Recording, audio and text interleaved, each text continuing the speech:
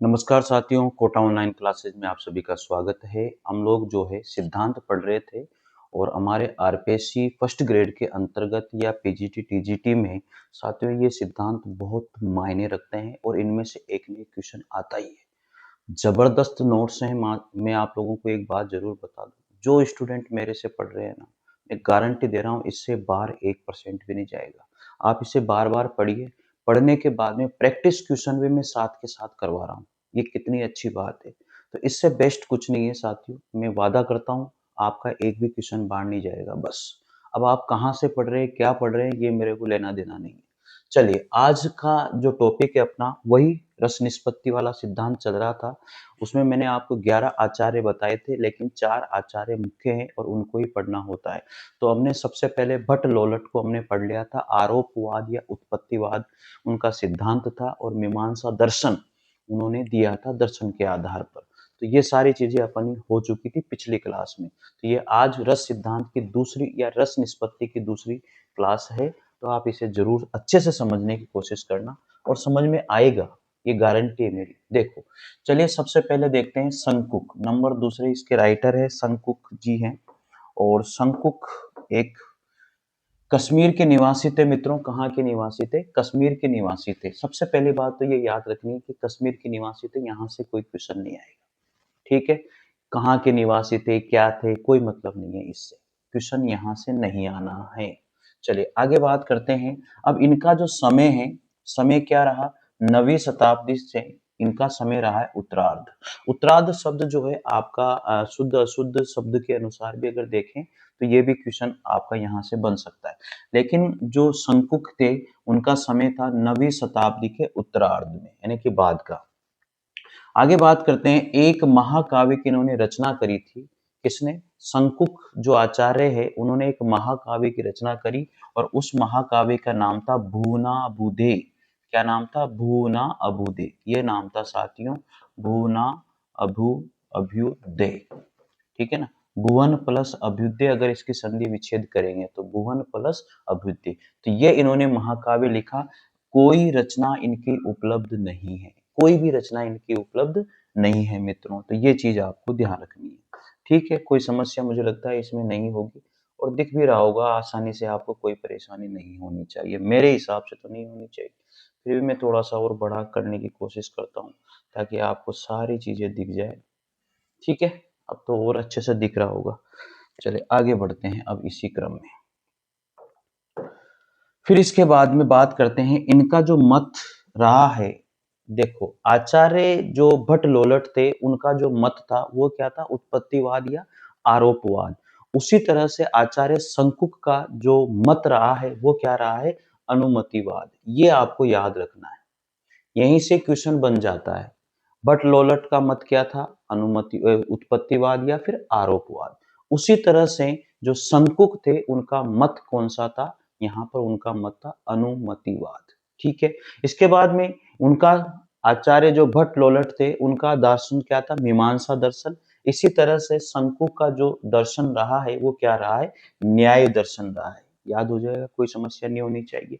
उसी तरह से इनकी जो रस की स्थिति है साथियों वो क्या रही है? नट नटी अर्थात अनुकर्ता में मानी गई है। उन्होंने भी अनुकर्ता में मानी है।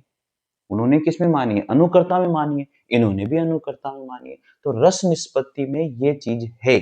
आगे देखिए फिर यहाँ पर इसी क्रम में हम आगे बात करेंगे साथियों, शंकु का अनुमतिवाद। अब शंकु का अनुमतिवाद क्या रहा है इसके बारे में देखिएगा। शंकु का अनुमतिवाद पॉइंट है, इनकी मान्यता इनकी मान्यता थी कि रस मूल रूप से अनुकर्ता यानी कि नट नटी के अभिनय करने वाले। नट नटी मतलब अनुकर्ता कौन है? नट नटी यानी कि जो अभिनय करता है, जो कला दिखाता है, जो कार्य करता है। कुल मिला के बात ये, जो अभिनय करता है या कला दिखाता है, यानी कि कह सकते हैं कि अनुकर्ता। अनुकर्ता कौन है? नट नटी या अभिनय करने वाला। ठीक है, वालों में रहता है। तो जो शंकुक थे इन्होंने जो मत दिया था वो था अनुमतिवाद। और अनुमतिवाद हम लोग पढ़ रहे हैं, उसमें इन्होंने कहा कि जो रस है वो मूल रूप से किसमें रहता है? नट नटी में माना जाता है, अर्थात अभिनय करने वाले में माना जाता है, जो कार्य करता है, जो अभिनय करता है, जो कला दिखाता है, उसमें माना जाता है, ऐसा शंकुक ने कहा। किसमें? उनके मत में, अनुमतिवाद में। यहां तक बात समझ में आ गई। अनुकर्ता क्या होता है? कार्य करने वाला, या फिर कह सकते हैं अभिनय करने वाला। कुल मिला के बात ये नट नटी सब सामाजिक या सहृदय उन पात्रों को अभिनय करता हुआ देखकर, यानी कि सामाजिक या सहृदय, यानी कि कोई भी व्यक्ति है समाज में, जैसे मान लीजिए मैं ही व्यक्ति हूं, ठीक है। अब उन पात्रों को अभिनय करता हुआ देखकर, यानी कि जैसे मैं कोई भी पात्र है पिक्चर में देख रहा हूँ, मूवी में मैं देख रहा हूँ, और वो अभिनय कर रहा है, वो एक्टर अभिनय कर रहा है, वो अनुकर्ता अभिनय कर रहा है, ठीक है। तो अभिनय जब वो कर रहा है, उसे अभिनय करता हुआ देखकर मूल पात्रों का अनुमान ठीक उसी तरह लगा लेता है, जिस तरह चित्र में विजड़ित घोड़े को देखकर। कुल मिला के बात यह है कि अगर कोई भी घोड़ा एक चित्र में दौड़ रहा है, तो हम असली घोड़े का अनुमान लगा लेते हैं। अनुमान लगाना ही क्या है? यहां पर अनुमतिवाद है। अनुमान लगाना यहाँ पर क्या है? अनुमतिवाद है। मान लीजिए कि कोई भी पात्र है जो भगवान श्री राम का जो है कैरेक्टर अगर वो निभा रहा है, भगवान श्री राम की सारी लीला हमें दिखा रहा है, उनकी तरह ही काम कर रहा है, तो हम असली में आ जाते हैं, यानी कि भगवान श्री राम में खो जाते हैं। हाँ यार, भगवान श्री राम ने ऐसा किया है। तो हम लोग क्या करते हैं? उसमें मूल पात्र को ढूंढने लग जाते हैं, उन्हें मूल पात्र का अनुमान लगाने लग जाते हैं। कुल मिला के बात ये, तो इसीलिए इसका नाम हो गया अनुमतिवाद। जहां पर मूल पात्र का अनुमान लगाना शुरू कर दें, जो भी अभिनय कर रहा है उसके अंतर्गत अगर हम मूल पात्र का अनुमान लगाना अगर शुरू कर देते हैं, तो वो अनुमतिवाद होता है। यहां तक समझ में आ गया? तो जिस तरह चित्र में विजड़ित घोड़े को देखकर मूल घोड़े का अनुमान लगाया जा सकता है, जिस तरह से अभिनय करने वाले को मूल पात्र का, किसी एक्टर का अगर हम उसको देख रहे हैं, तो वहां पर मूल पात्र का अनुमान लगाया जा सकता है। अथवा धुएं को देखकर जैसे अग्नि का अनुमान लगाया जा सकता है। समझ में आ गया? दौड़ते हुए घोड़े को देखा तो असली घोड़े का अनुमान लगा लिया, धुएं को देखा तो अग्नि का अनुमान लगा लिया, तो इसलिए इसका नाम हो गया अनुमतिवाद। अनुमान लगाना मतलब अनुमतिवाद। यहां तक कोई समस्या मेरे को लगता नहीं आपको होगी। साथियों, मैं दावा करता हूं एक भी प्रश्न यहां से नहीं जाएगा, आप मेरी विश्वास मानिए। और ये नोट्स अगर किसी को मंगवाने हैं तो आप मंगवा सकते हैं, फर्स्ट ग्रेड के, सेकंड ग्रेड के, हिंदी साहित्य का इतिहास, जो भी आपको मंगवाना है, ठीक है। लेकिन आपको बता दूं, कोर्स भी मैंने लॉन्च किया है, इन सारी चीजों को मैंने वहां पर सहज करके पढ़ाया है। आप कोर्स भी स्पेशल कोर्स के नाम से है, फर्स्ट ग्रेड का, आप वहां देख सकते हैं। सेकेंड ग्रेड का भी स्पेशल कोर्स के नाम से, ऐप के ऊपर, ऐप का नाम है Kota online classes. Test series भी है, बहुत जबरदस्त है, आप देखिए, बहुत सस्ते से काम है, ठीक है। आगे देखिए, शंकुक के अनुमतिवाद की मुख्य बातें क्या क्या रही है। अब यहां पर हम लोग देखने वाले हैं मुख्य बातें क्या क्या है जो आपको ध्यान रखनी है। तो शंकुक के अनुमतिवाद की मुख्य बातें देखो, यहां पर शंकुक की जो अनुमतिवाद की मुख्य बातें हैं वो क्या क्या है, ये सबसे इंपॉर्टेंट बात है जो आपको जाननी है, ठीक है। इसको जानना भाई।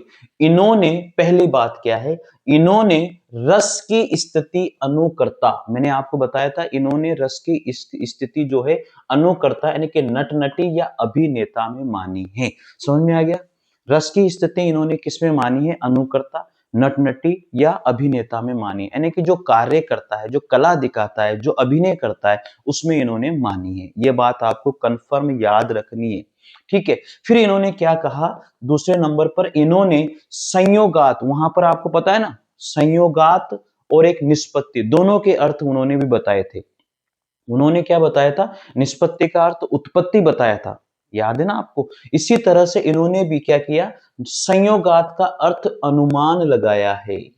इन्होंने क्या किया? संयोगात का अर्थ क्या लगाया है? अनुमान लगाया है। तथा निष्पत्ति का अर्थ इन्होंने अनुमिति लगाया है। याद रखना इस बात को। जिस तरह से हमारे आचार्य थे, आचार्य भट्ट लोलट की बात बता रहा हूं आपको, तो भट्ट लोलट ने उसमें अनुकार्य का, इसमें क्या है? अनुकर्ता है। उसमें क्या था? अनुकार्य था, और इसमें क्या है? अनुकर्ता है। ये बात आपको ध्यान रखना है। तो इन्होंने क्या किया है साथियों, आपको मैं ये भी बता देता हूं कि उन्होंने क्या किया था, इन्होंने क्या किया था। उसमें क्या था, अनुकार्य, और इसमें क्या है, अनुकर्ता। याद रखना, भट्ट लोलट ने तो क्या किया था, जो रस है वो मूल पात्रों में यानी कि अनुकार्यों में अर्थात राम कृष्ण आदि में था, और इन्होंने किसमें लगाया है, अनुकर्ता में। याद रखना, इन्होंने रस की स्थिति अनुकर्ता में बताई है, और भट्ट लोलट ने रस की जो स्थिति है वो मूल पात्रों यानी कि अनुकार्य में बताई थी। यहां पर बात समझ में आ गई। इसी तरह से इन्होंने साथियों संयोगात, उन्होंने क्या माना था इसका अर्थ, इन्होंने जो है निष्पत्ति का अर्थ, उन्होंने तो निष्पत्ति का अर्थ क्या माना था, उत्पत्ति माना था। इसी तरह से इन्होंने निष्पत्ति का अर्थ क्या माना है, अनुमिति माना है। ये बात आपको अच्छे से याद रखनी है, इस बात को ध्यान रखना भैया। उन्होंने रस की स्थिति किसमें मानी थी, मूल पात्रों में यानी कि अनुकार्य में मानी थी। इन्होंने रस की स्थिति किसमें मानी है, अनुकर्ता में मानी है। इस तरह से आपको अंतर ध्यान रखना पड़ेगा। ठीक है, आगे फिर बात करते हैं। यहां पर आगे बात आती है संयोगात का अर्थ इन्होंने क्या माना है, अनुमान माना है, और निष्पत्ति का अर्थ इन्होंने क्या माना है, अनुमिति माना है। दो चीजें आपको ढंग से याद रखनी है, इन्होंने ग्रहण किया है। उन्होंने किसमें माना है, अनुकर्ता में। इन्होंने किसमें माना है, अनुकर्ता में। उन्होंने अनुकार्य में माना है। याद रखना इस तरह से इनकी मान्यता थी कि जिस तरह घोड़े के चित्र को देखकर मूल घोड़े का अनुमान लगाया जा सकता है, ठीक वैसे ही अनुकर्ता से मूल पात्रों का अनुमान लगाया जा सकता है। तो रस की स्थिति ये अनुकर्ता में मानते हैं, वो अनुकार्य में मानते हैं। बात समझ में आ गई। तो इन्होंने क्या कहा कि मूल घोड़े का अनुमान लगाया जा सकता है अगर किसी घोड़े को चित्र में देखा और हमने मूल घोड़े का अनुमान लगाया। तो इन्होंने जो है निष्पत्ति का अर्थ अनुमिति माना है, और संयोगात का अर्थ इन्होंने अनुमान माना है। ये चीज आपको ढंग से याद रखनी है। ठीक है, आगे बढ़ जाएं। आगे बढ़ते हैं। अब संकुक के अनुसार, फोर्थ नंबर का पॉइंट है इनकी मुख्य बातों में, संकुक के अनुसार रस की उत्पत्ति नहीं होती अपितु उसका अनुमान लगाया जाता है। भट्ट लोलट के अनुसार रस की क्या होती है, उत्पत्ति होती है। बट लोलट के अनुसार क्या होती है, उत्पत्ति होती है। लेकिन संकुक के अनुसार उत्पत्ति नहीं होती, उसका अनुमान लगाया जाता है। ये बात आपको ध्यान रखना है। उन्होंने अनुकार्य में, इन्होंने अनुकर्ता में। आगे बात करते हैं। अगला पॉइंट आता है हमारा यहां पर, इन्होंने पांचवा पॉइंट है, इन्होंने रस एवं विभाव में, ये देखो सबसे इंपॉर्टेंट बात ये यहां पर आती है भाई, सबसे इंपॉर्टेंट बात यहां पर आती है पांचवें नंबर पर, इन्होंने रस एवं विभाव में, रस एवं विभाव में अनुमापक और अनुमाप्य, याद रखना, इन्होंने रस एवं विभाव में जो संबंध स्वीकार किया है वो अनुमापक और अनुमाप्य का संबंध स्वीकार किया है। लेकिन उसी तरह से आचार्य जो भट्ट लोलट थे, उन्होंने क्या किया था, रस और विभाव में उत्पाद्य और उत्पादक का संबंध बताया था। इन्होंने क्या किया, रस और विभाव में क्या संबंध बताया है, अनुमापक और अनुमाप्य का संबंध बताया है। उसी तरह से भट्ट लोलट ने जो है साथियों रस और विभाव में क्या बताया था, उत्पाद्य और उत्पादक का संबंध बताया था। दिख रहा है आपको अच्छे से, मैं दूर इसीलिए हटता हूं ताकि आप अच्छे से लिख पाओ भाई। ठीक है, आगे बात करते हैं। छठे नंबर पर बात आती है अनुमापक। अनुमापक क्या है, विभाव। अनुमापक क्या है, यहां पर विभाव है जिसके माध्यम से अनुमान लगाया जाए। अनुमापक का मतलब क्या होता है, जिसके माध्यम से अनुमान लगाया जाए वो अनुमापक है। और अनुमाप्य क्या है, जो रस, अनुमाप्य मतलब रस। देखो यहां पर जो विभाव है वो तो अनुमापक हो गया, और यहां पर जो रस है वो अनुमाप्य हो गया। तो याद रखना, रस और विभाव का संबंध इन्होंने क्या बताया है, अनुमापक और अनुमाप्य बताया है। ये बात याद रखना। ठीक है, जिसका अनुमान लगाया जाए, जिसका अनुमान लगाया जाए, तो ये ढंग से आपको याद रखनी है। उन्होंने क्या बताया था, रस और विभाव में क्या संबंध बताया था, उत्पादक और उत्पाद्य का संबंध बताया था, यानी कि उत्पाद्य और उत्पादक का संबंध बताया था। इसी तरह से इन्होंने रस और विभाव में क्या संबंध बताया है, अनुमापक और अनुमाप्य का संबंध बताया। मैंने आपको भी बता दिया अनुमापक क्या होता है और अनुमाप्य क्या होता है। ध्यान रखना इस बात को। ठीक है, आगे बात करते हैं। सेवंथ नंबर पर बात आती है, संकुक के अनुसार स्थायी भाव, शंकुक के अनुसार स्थायी भाव रस के कारण है। शंकुक ने क्या कहा कि जो स्थायी भाव है वो रस के कारण, सबसे मूल कारण, रस का कारण यही है। अनुभाव कार्य है तथा संचारी भाव रस के सहचारी है। ये याद रखना, शंकुक ने क्या कहा, जो स्थायी भाव है वो तो रस का क्या है, कारण है, अनुभाव उसका कार्य है, और संचारी भाव जो है रस के सहचारी है। याद रखना, शंकुक ने क्या कहा, स्थायी भाव तो रस का कारण माना है, अनुभाव इन्होंने कार्य माना है, और संचारी भाव को इन्होंने सहचारी माना है अपने अनुमतिवाद सिद्धांत में। ठीक है, अगला है शंकुक ने 8वें नंबर पर, इनकी मुख्य बातों में 8वें नंबर पर हम बात करते हैं। शंकुक ने रस एवं अनुभाव, शंकुक ने रस एवं अनुभाव तथा रस एवं संचारी भाव, शंकुक ने रस एवं अनुभाव तथा रस एवं संचारी भाव के संबंधों के बारे में कुछ भी नहीं कहा। जबकि भट्टलोलट ने तो कहा था, आप सबको पता होगा कि उन्होंने तो क्या कहा था, रस और विभाव में तो उत्पाद्य उत्पादक का संबंध माना था, और अनुभाव और रस में गम्य और गमक का संबंध माना था। संचारी भाव में उन्होंने क्या माना था, संचारी भाव और रस में क्या माना था, पोष्य और पोषक का संबंध माना था। लेकिन इन्होंने जो है रस और अनुभाव में, रस और संचारी भाव में कोई संबंध नहीं बताया, लेकिन भट्टलोलट ने बताया था। तो ये आपको ध्यान रखना है। क्वेश्चन भी देखेंगे अभी हम, इसके 5 क्वेश्चन करीबन हम करेंगे, कैसे क्वेश्चन आएंगे। अगला है शंकुक के अनुसार अनुमान की सहायता से प्राप्त ज्ञान ही अनुमति है। अब शंकुक ने क्या कहा कि अगर हम कोई भी किसी का भी अनुमान लगाते हैं, उससे जो ज्ञान हमें प्राप्त होता है वही क्या है, अनुमतिवाद है, और वही हमारा अनुमिति है। इन्होंने उत्पत्ति का अर्थ क्या लगाया, अनुमिति लगाया है, और संयोगात का अर्थ अनुमान लगाया है। ठीक है, अनुमिति के निम्न 3 भेद बताए फिर इन्होंने, ये बात भी आपको ध्यान रखनी है भैया। अनुमिति के कितने भेद बताए, शंकुक ने 3 भेद बताए। बहुत जबरदस्त बातें हैं, आपको याद रखनी पड़ेगी, ये बिना याद रखे इनका कोई काम नहीं चलेगा। अनुमिति के निम्न 3 भेद बताएं। एक तो सबसे पहले पूर्ववत अनुमिति, जिसको हम कहेंगे विभाव। दूसरी है शेषवत अनुमिति, जिसको कहेंगे अनुभाव। और अगली है सामान्य दृष्ट अनुमिति, जिसको कहेंगे संचारी भाव। तो ये क्वेश्चन भी आ सकता है कि अनुमिति के जो है 3 भेद किसने बताए, आचार्य शंकुक ने बताए।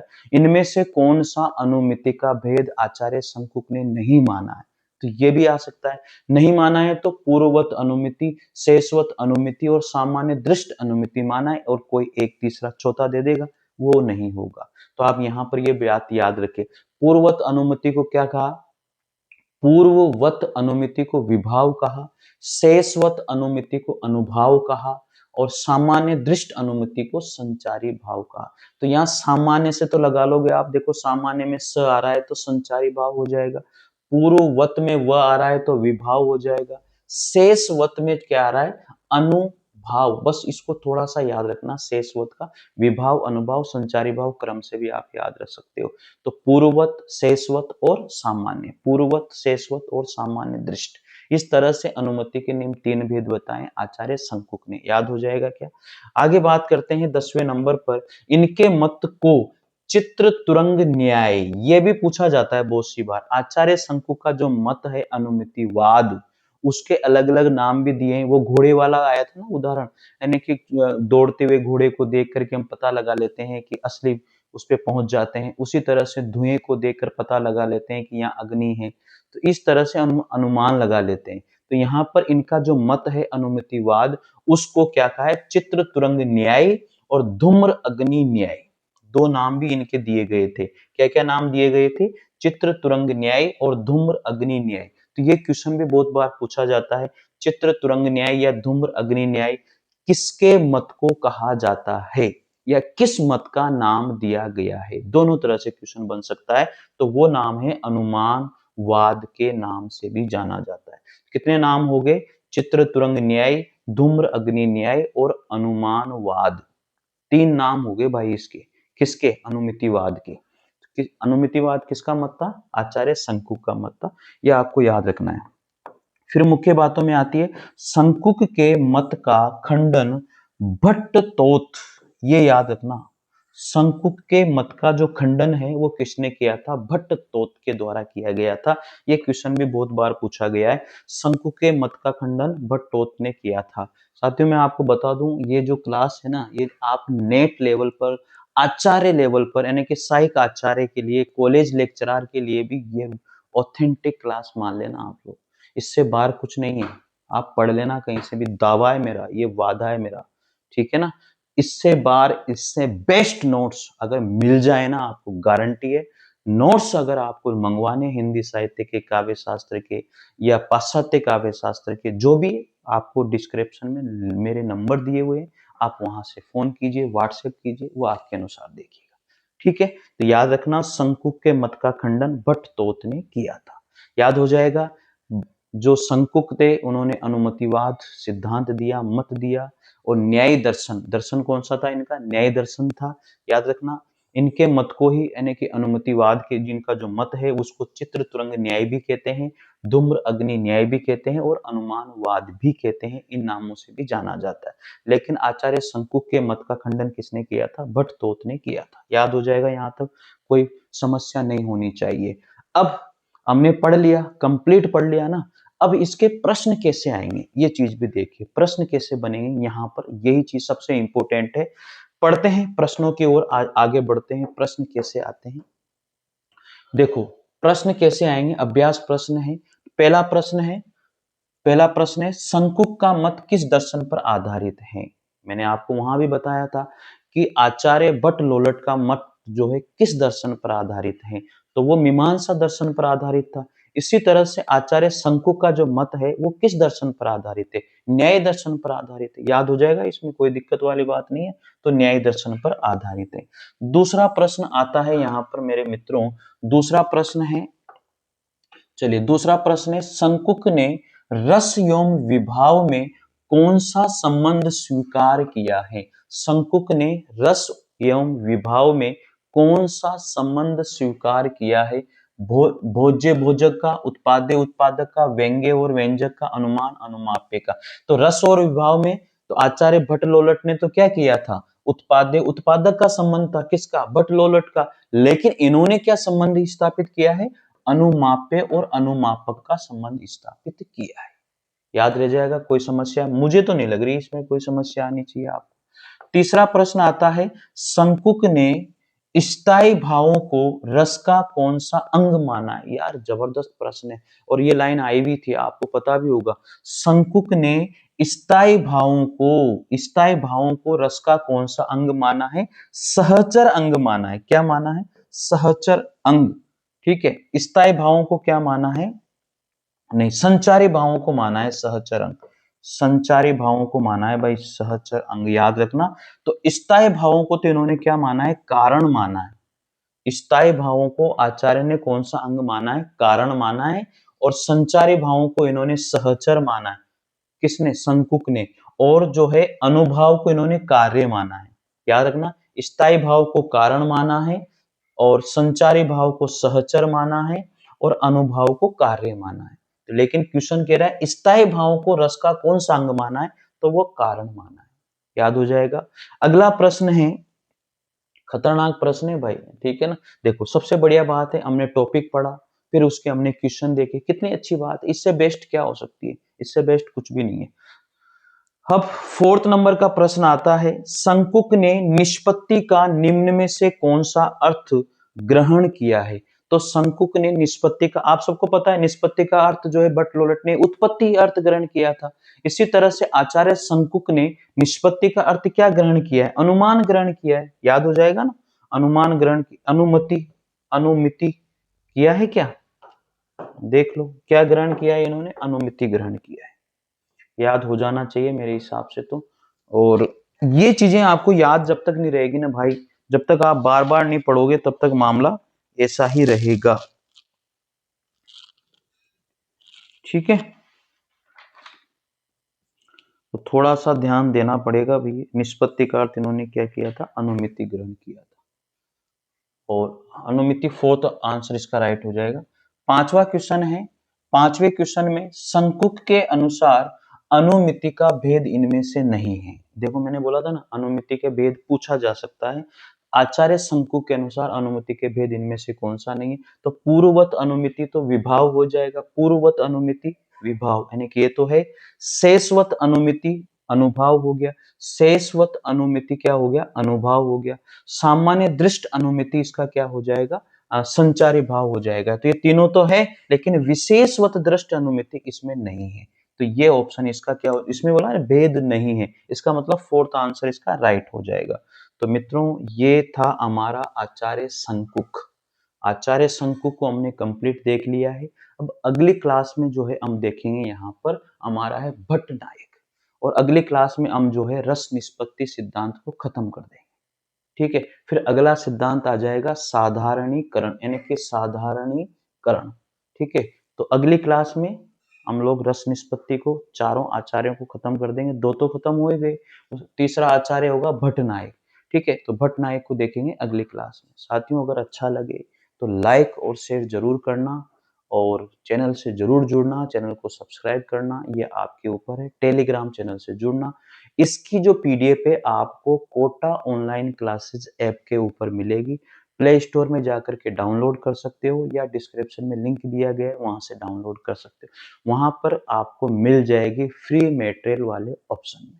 ठीक है, तो थैंक यू, धन्यवाद।